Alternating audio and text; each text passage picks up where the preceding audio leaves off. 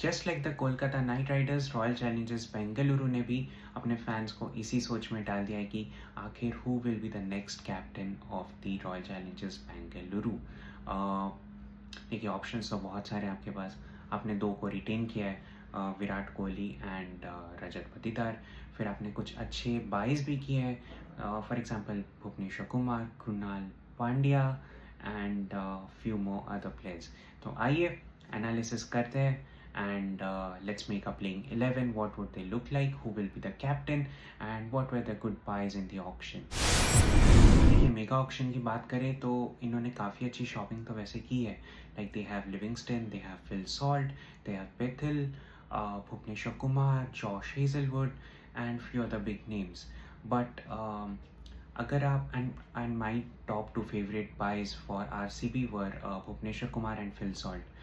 जिसको याद नहीं है, just to remind you guys, Phil Salt IPL 2024 stats are these: 12 matches, 435 runs at a strike rate of 182. Crazy, a dream season. I mean, वो KKR ने उन्हें कैसे release किया अभी तक वो मेरे समझ के बाहर है। I don't really know how that happened, but they should have really kept him. And but it's a great win for RCB in that aspect, and I hope Phil Salt जैसे उन्होंने KKR के लिए perform किया था वैसे यहाँ पे भी परफॉर्म करे। And I think he love the Chinnaswamy ground. It's a short ground, it's a small boundary वाला ग्राउंड, तो इन्हें यहाँ पे बैटिंग भी बहुत अच्छा लगेगा।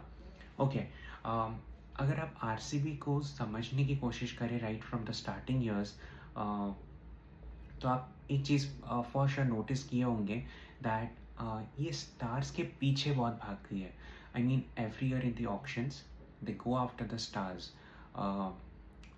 They don't really focus on building a star in the team, or a star in the making, but ये स्टार्स के पीछे बहुत भागती है। जैसे कि आप इस सीज़न भी देखेंगे, ये लिविंगस्टन के पीछे गए हैं, ये जॉश हेजलवुड के पीछे गए हैं, एनगीडी के पीछे गए हैं, लास्ट ईयर वो मैक्सवेल के पास गए थे। See the problem here is, कोई प्रॉब्लम नहीं है इसमें वैसे कि आप क्यों जा रहे हैं पीछे, that's not the issue, but at least अगर आप जा रहे हैं उनके पास तो don't release them in a year. मतलब सपोज मैक्सवेल ने लास्ट ईयर परफॉर्म नहीं किया, then you release him, you throw him out of your team. That's not how a franchise works, right? देखिए, मैंने कभी फ्रेंचाइज रन नहीं किया है, that's a different thing, but to the extent what I understand cricket as a game, एक player को at least 2 से 3 साल तो रहना चाहिए एक franchise, to understand the team environment, to understand the team's expectations as a franchise, to understand each and every player of the franchise. देखिए, जब तक आप ईच एंड एवरी प्लेयर को अच्छे से जानते नहीं हैं, till then there will be a lack of team coordination, and वो समहाउ दिख जाती है फील्ड पे।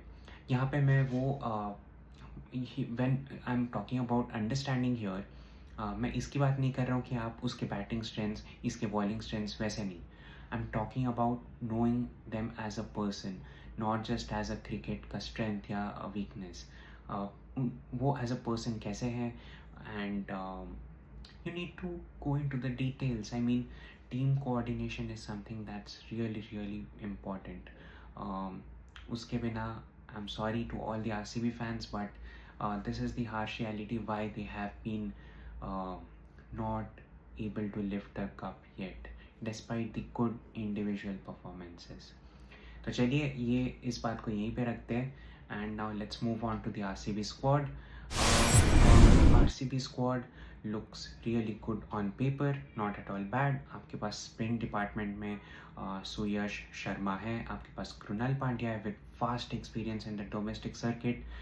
Then you have the pace trio again, Yash Dayal, Josh Hazelwood, Bhuvneshwar Kumar, the swing king of India. And अगर Josh Hazlewood इंजर हो जाते हैं तो आपके पास दैन बैकअप ऑप्शंस भी बहुत सारे हैं। You have Thushara, you have Ngidi, and batting is also really good.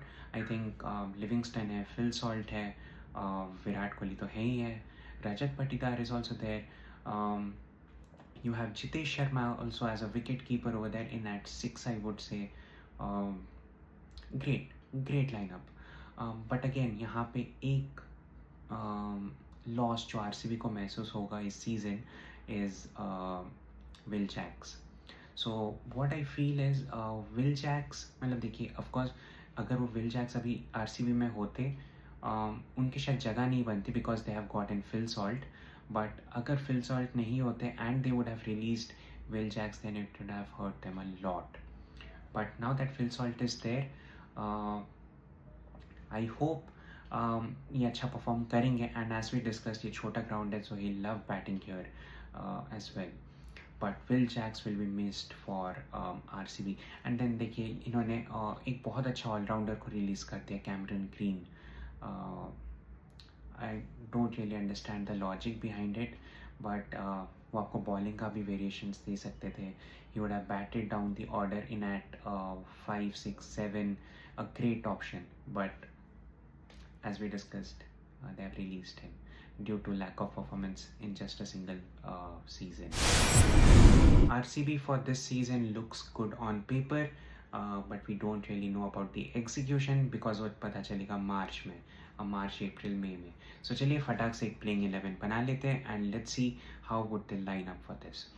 तो देखिए Virat Kohli, Phil Salt opening, you have Patidar, then comes in. यहाँ पे मैं चाहूँगा इन एट 4 एक लेफ्ट हैंडर आ जाए, बेथल या तो पर्टिकल, आप किसी एक को लाइए so that you know, otherwise एक पूरा राइट हैंडेड का कॉम्बिनेशन चालू रहेगा विच won't really bring in the magic that you're looking for in the batting lineup. तो यहाँ पे पर्टिकल या तो Bethell, then we move on to Livingstone, Jitesh Sharma. उसके बाद आ जाते हैं Krunal Pandya. He is great with the bat as well and spin तो है ही उनके पास, left handed spinner. Krunal Pandya, Surya Sharma, Bhuvneshwar Kumar, Yash Dayal and who would they be going for? Josh Hazelwood or NGT. So this is what their lineup will look like. Let me know what you think about this lineup. Let me know about your views on मैंने RCB के बारे में क्या बोला, team coordination के बारे में क्या बोला. I hope you agree to my points. I mean, even if you don't agree, let me know your points over comments. We can have a healthy discussion there. And आपको overall कैसे लगती है RCB की team? आपके हिसाब से lineup क्या होनी चाहिए? Please do let me know and I look forward to seeing you in the next one. Till then take care.